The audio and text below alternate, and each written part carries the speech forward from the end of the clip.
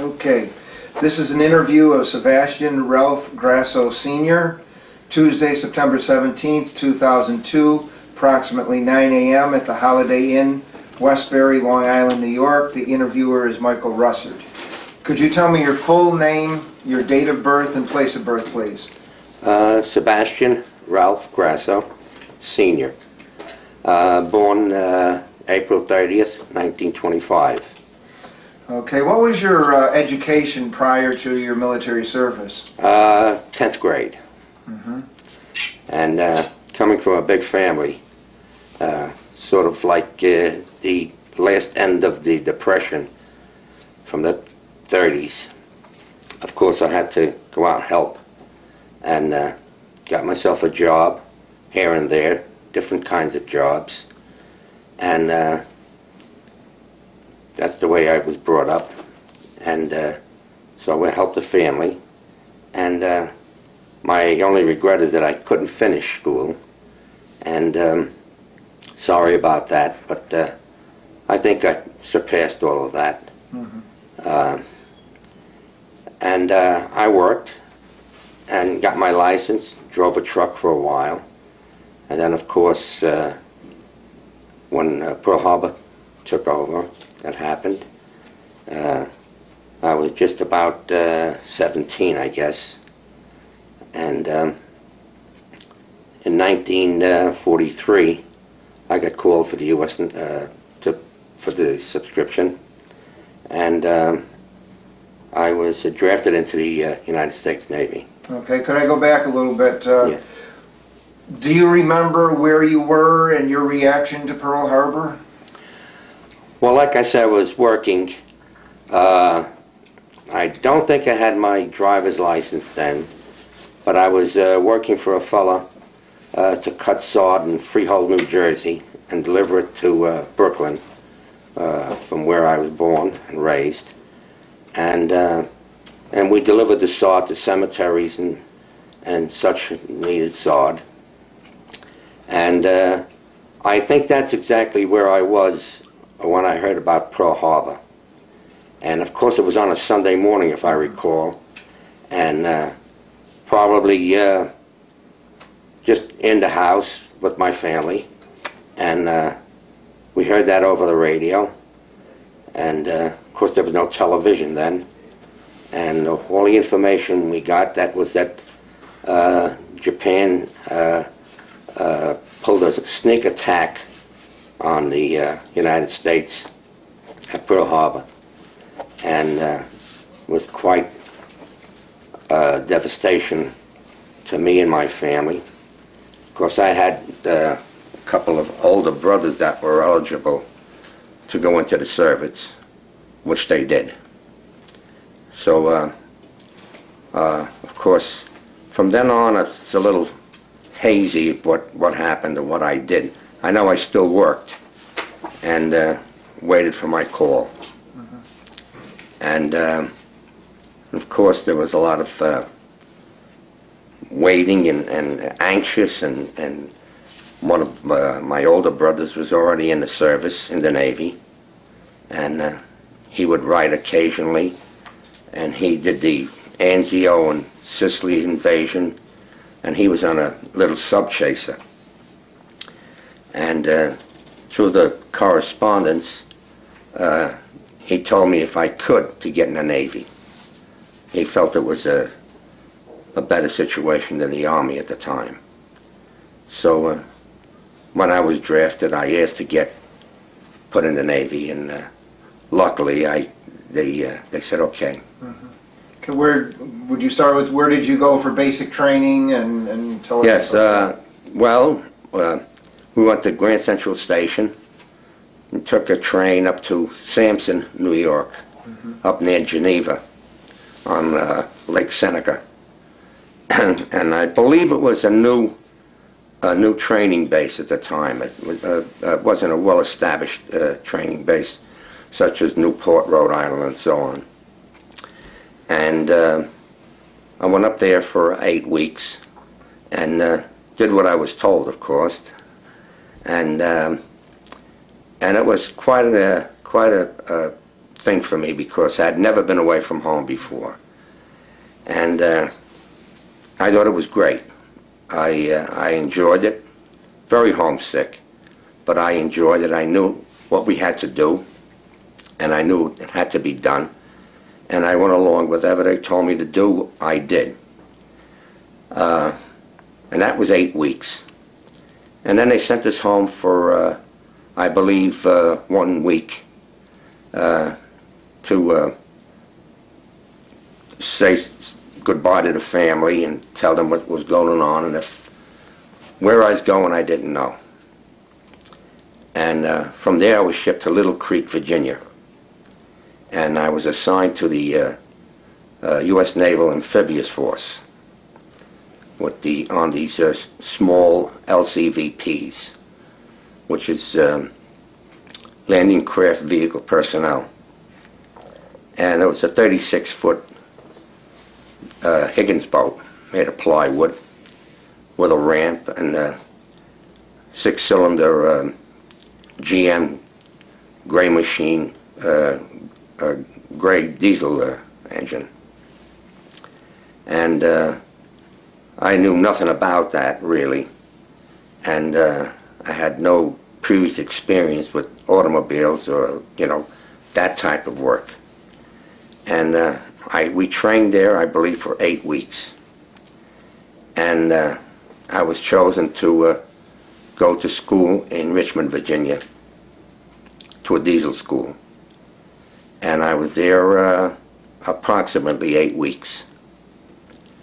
And from there, went down to Fort Pierce, Florida. And they told me I was a fireman. I was going to be in charge of that little engine. And we lived in Fort Pierce, Florida for, I believe, around 8 or 10 weeks in the tent city, in tents. And we trained on the coast of Florida in Fort Pierce. And from there, I went to Pensacola, Florida, and stayed only just a couple of days. And then I was sent to New Orleans, and I picked up an LST there.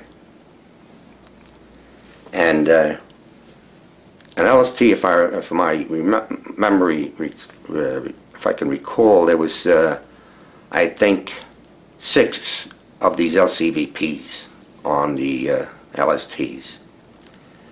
And I was assigned to these LCVPs. And we picked up that LST and went on a shakedown cruise around in the Gulf of Mexico, around the tip of Florida, through Cape Hatteras, up to Nova Scotia in Canada.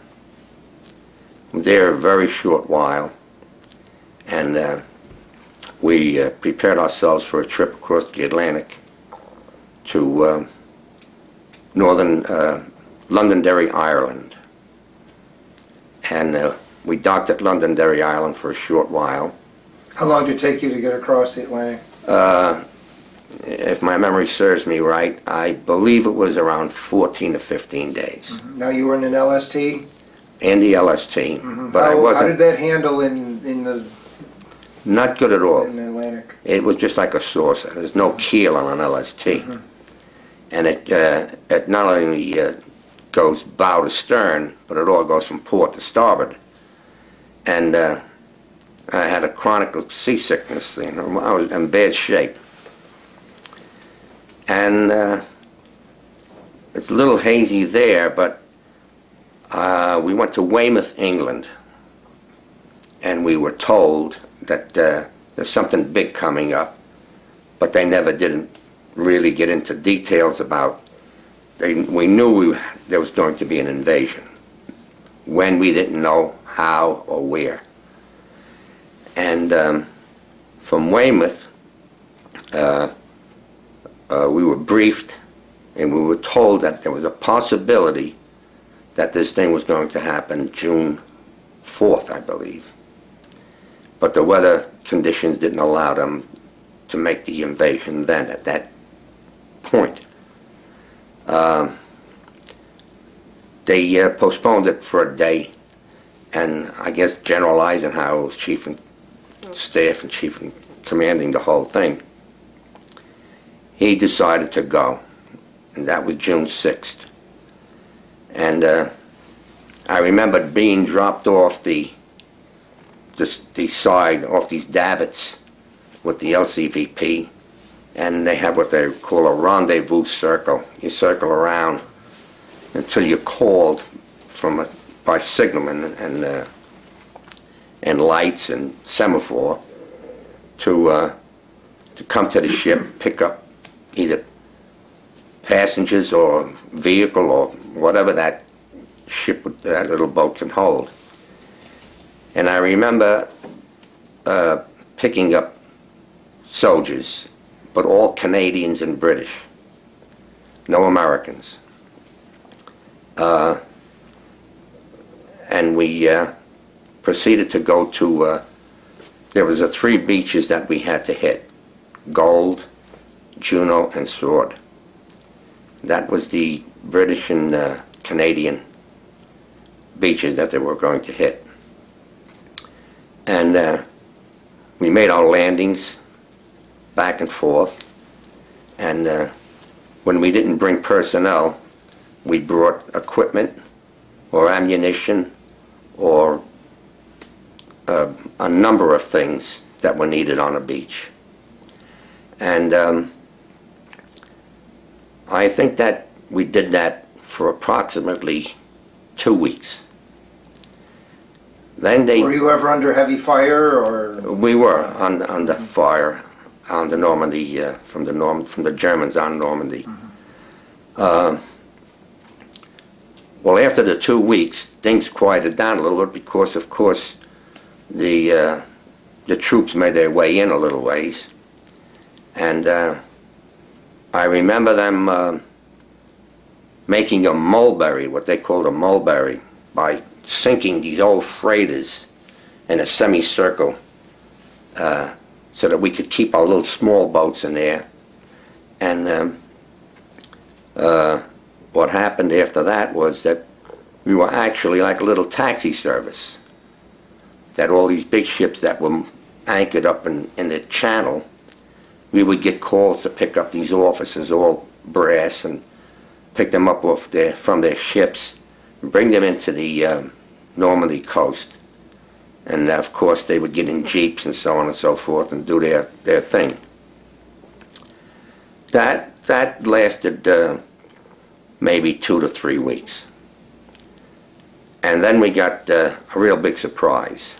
We were told to get on trucks, and we were transported to Le Havre, France, not knowing exactly what was going on.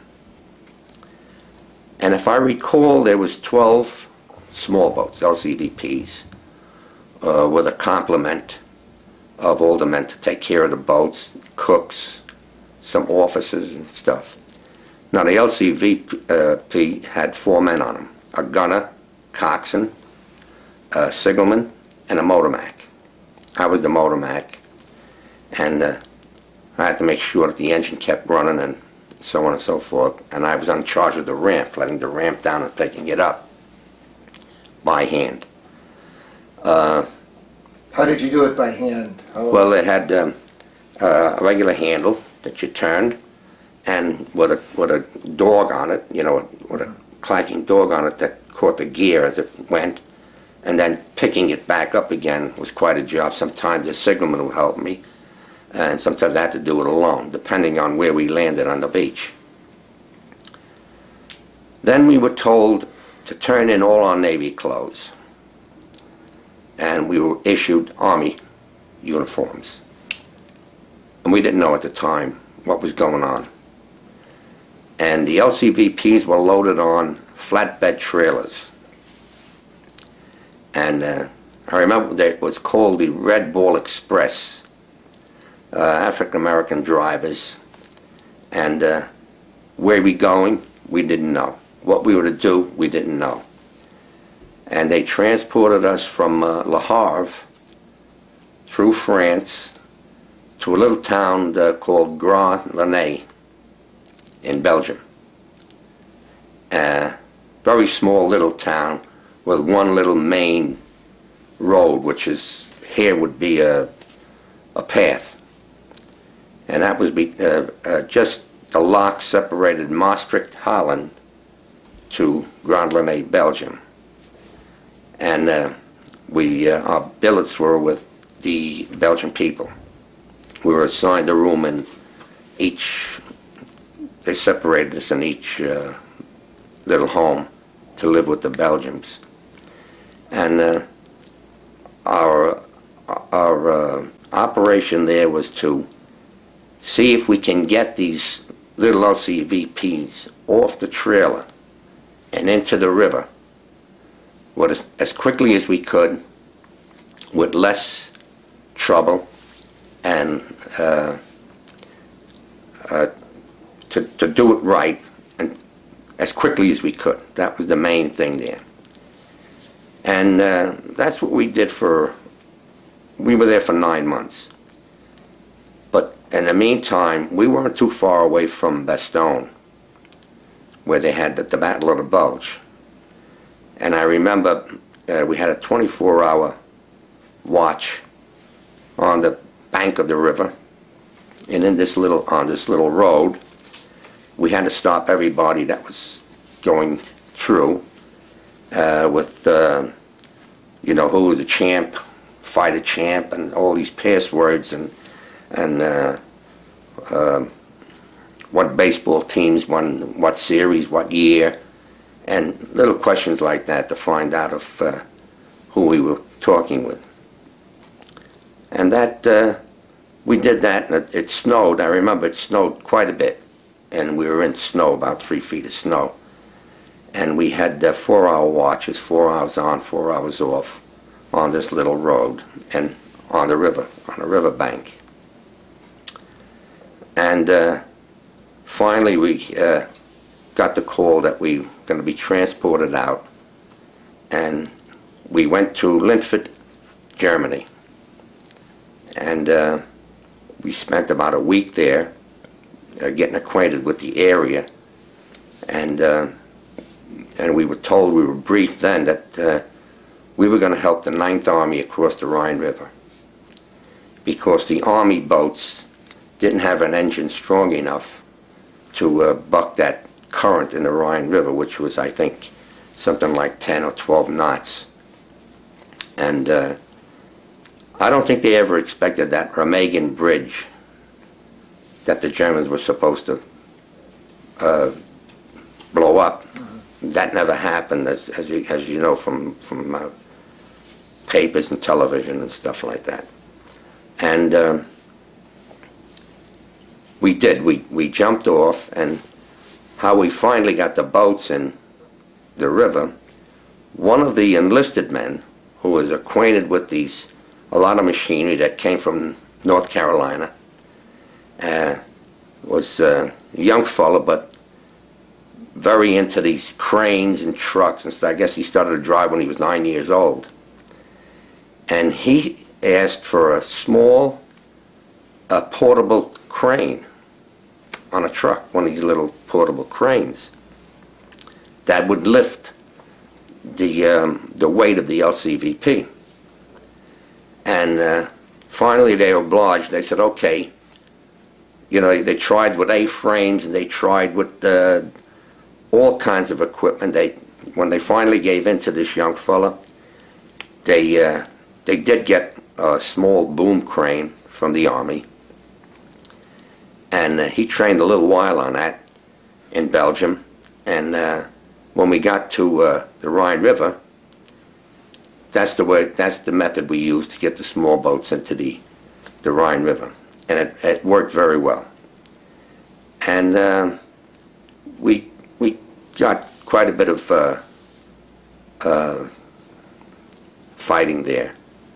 The 88s were very, very accurate. They had an observation post on the other side of the Rhine River, and we had to dig foxholes, which we weren't accustomed to, but we learned real fast.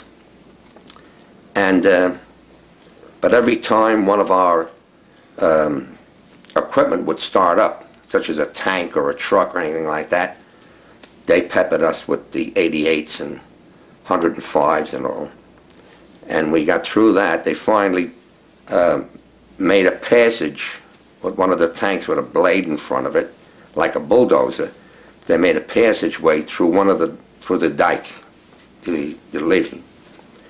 And we got onto the beach. And we were very successful in getting the small boats off into the water.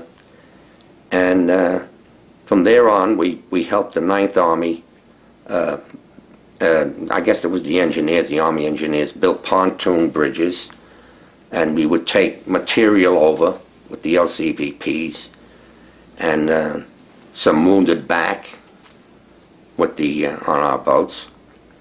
And so it was a 24-hour thing. So they split the 4 crewmen on the LCVPs to work 4 hours and get off 4 hours and work 4 hours. And I guess we did that for about 2 weeks. How many craft were involved in this crossing? I think the Navy only had 12. We were only 12 of us with 4 men to each boat. Mm-hmm. And of course they had the cooks and they had the office workers, you know, storekeepers, and I think there was actually 4 officers that were in charge of the small boats. And I think the lieutenant commander was in charge. And all the work and preparation was done in a little schoolhouse in Belgium.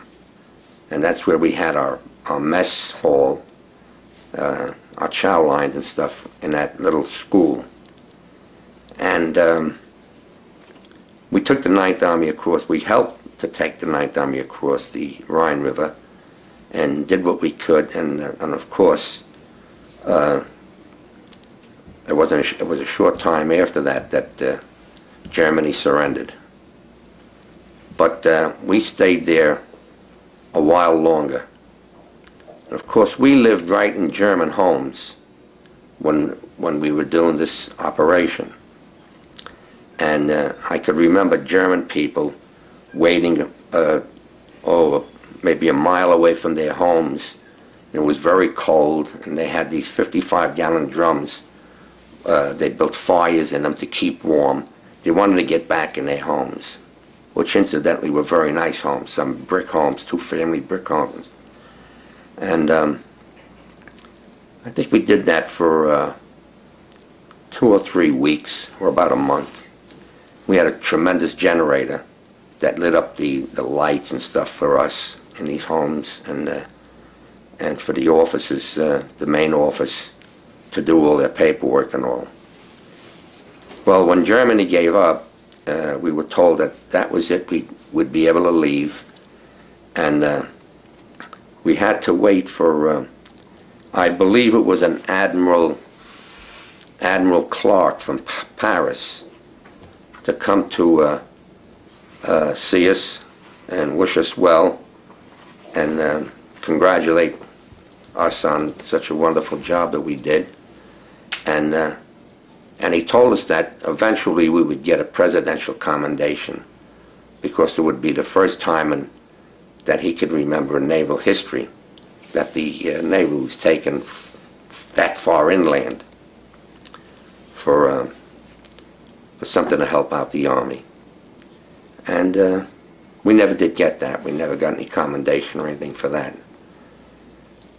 And then I sent back to Le Havre, and we were deloused and eventually sent back on a freighter to Brooklyn Navy Yard. Not the Brooklyn Navy Yard, but in Brooklyn.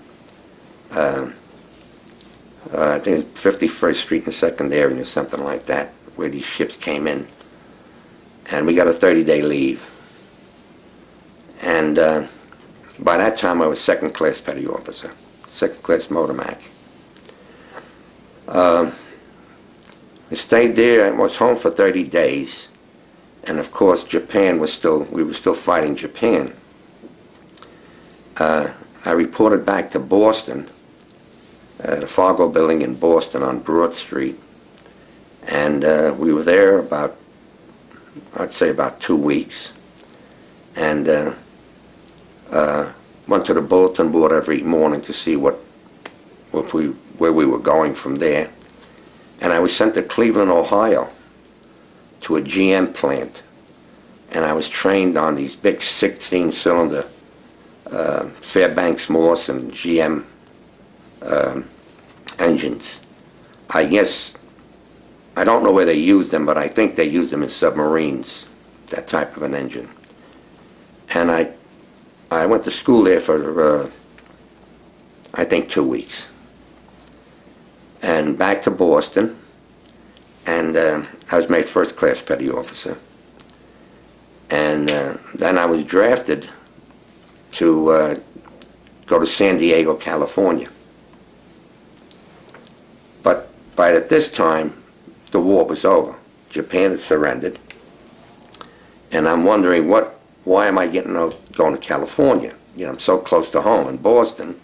I was very homesick. I wanted to get home. And I was just 21 then. I turned 21. And in San Diego, I was there a short while. Went to the hospital there for an operation on my nose. I was there in the hospital about 3 weeks or a month. And I was sent back to San Diego, and I got my orders to board the Biloxi cruiser. I believe it was a light cruiser, which had a big hole in the bow, but they said it was fine. It wasn't below the waterline, so it was okay. And there was myself and 2 other first-class petty officers that were assigned to the Biloxi. And we boarded the ship, and I see all these young boots coming aboard. And they were all new enlistees or draftees. And the 3 petty officers were in charge of these little guys. And we made the trip from San Diego to Kobiko, Japan. I think it was around 20 days. I'm not sure about that. Because of that big hole they had in the ship, I don't think they did the knots that they'd like to have done. So I think it was 21 days. And I was assigned to the ARG number 6, the Cebu, which was CEBU. It was a repair ship. And it was like a city. We had a shoemaker, a tailor, a carpenter shop, machine shop, small stores, commissary, and all the little ships and boats used to tie alongside of us. And all these sailors that didn't get a haircut or didn't have a really good shower or shoes fixed or whatever, tailoring done on their work clothes and stuff, they used us as a little ship, as a little city. And everything was going fine, but there was no diesel work for me. I was in charge of the diesel shop, and had a frozen rank. They needed a first-class petty officer, motor mech, and there was none available, so I was stuck on that ship for 9 months. And I turned out to be the projectionist. We did no mechanic work, no repairing of ships or anything, and it was just work parties. And every night I would have to set up all these folding chairs and show movies. And that's what I did for about 8.5 months. And finally, of course, I went every morning to the executive officer, you know, the war's over. I want to go home. I had a childhood sweetheart at home that I wanted to marry. And he kept telling me, look, you can't leave until we get somebody to replace you. and I had replaced a projectionist. So that took about 9 months, 8.5 to 9 months. Finally, I got my orders, and I was put on another freighter. Never flew any place all the time I was in the service.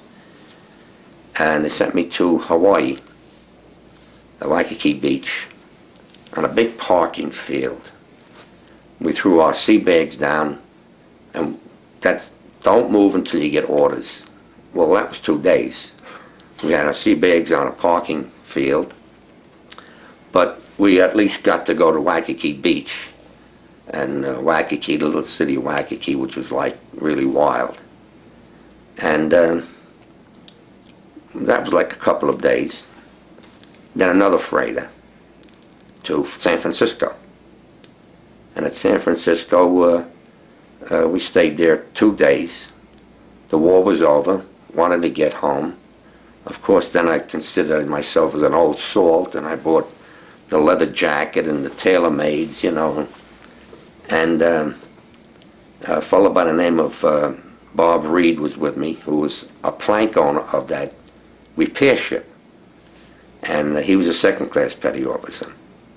And I came home to Long Island, and I was discharged out of Lido Beach. So I went into service October of '43, and I was discharged, I believe, April. I think it was an Easter Sunday. The day before Easter, I was discharged at Lido Beach. That's about it. So did you marry your childhood sweetheart? I sure did. And in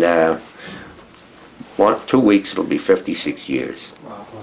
And 4 children. Congratulations. Yeah, thank you. Yeah. Did you ever go to any USO shows while you were? Yes. While I was in a hospital in Shoemaker, California, which doesn't exist anymore because I looked up on a map a number of times to look for this Shoemaker, California. Apparently, what it was a temporary camp for these transients that would have to go be shipped out. And we lived in Quonset huts in Shoemaker, California. And while I was in a hospital, they invited us to see the Bob Hope show in California. That's the only one I really ever believe in that I've seen while I was in the service. Did you make use of the GI Bill after you left the service? No. No, I didn't use it at all. I collected, there was what they called a 5220 club, which you received $20 a week for 52 weeks. And I think I collected 3 of them. And then I just had to do something. I had to, but my lifelong ambition was to be a woodmaker, cabinet man, contractor. And that's what I did. I bought a little truck, borrowed money, bought a little truck, and started from the bottom. Worked very hard, and finally succeeded in. We moved from Brooklyn to Hicksville, Long Island, and built myself a nice little shop, and had a pretty good business through recommendations and referrals.